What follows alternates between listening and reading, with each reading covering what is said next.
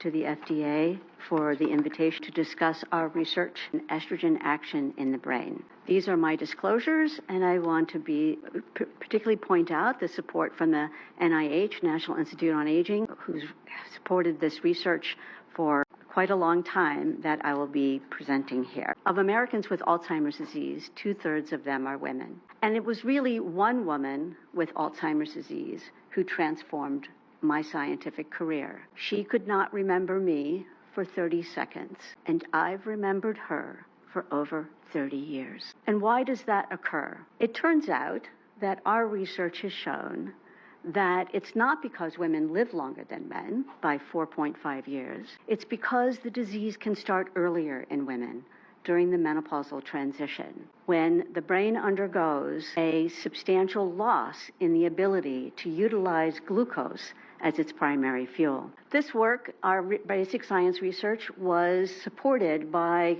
FDG PET and MRI imaging conducted with our collaborator, Lisa Mosconi at Weill Cornell, which shows that the female brain during the menopausal transition undergoes a decline in glucose metabolism and a coincident rise in the deposition of beta amyloid in the brain during the same time frame. There is a small but not specific loss of gray matter, not beyond the normal aging.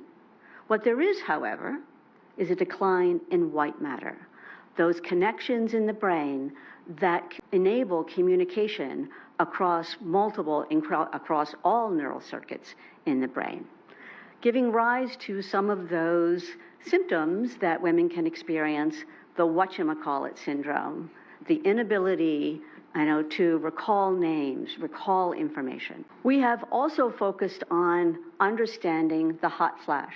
And the hot flash is actually induced by the generation of brain heat. And that heat is generated by the change of mitochondria from highly efficient to inefficient. And I think many of you will recognize the meme that is there of a woman who is experiencing a hot flash at a football game, and you can see that the heat is emanating from her head, and right below is the brain. What we have also conducted is medical informatic analyses to really address the question, is menopausal hormone therapy, associated with reduced risk of developing age-associated neurodegenerative diseases? And here what you see is hormone therapy is associated with a reduced risk of Alzheimer's disease, Parkinson's disease, all-cause dementia, multiple sclerosis, and ALS. Now, there's, as you've heard, much controversy over the impact of hormone therapy. And what our research has shown is that the brain is indeed changing. That decline in glucose metabolism activates a starvation response that leads to utilization of auxiliary fuels. And that auxiliary fuel is provided by the white matter.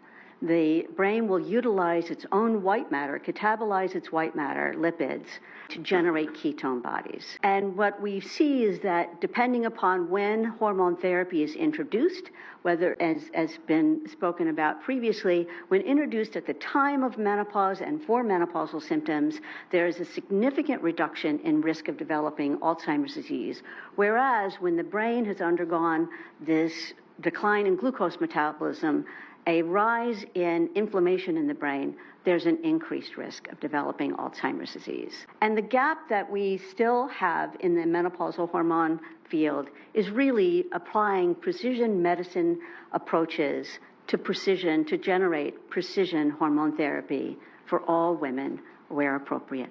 Thank you.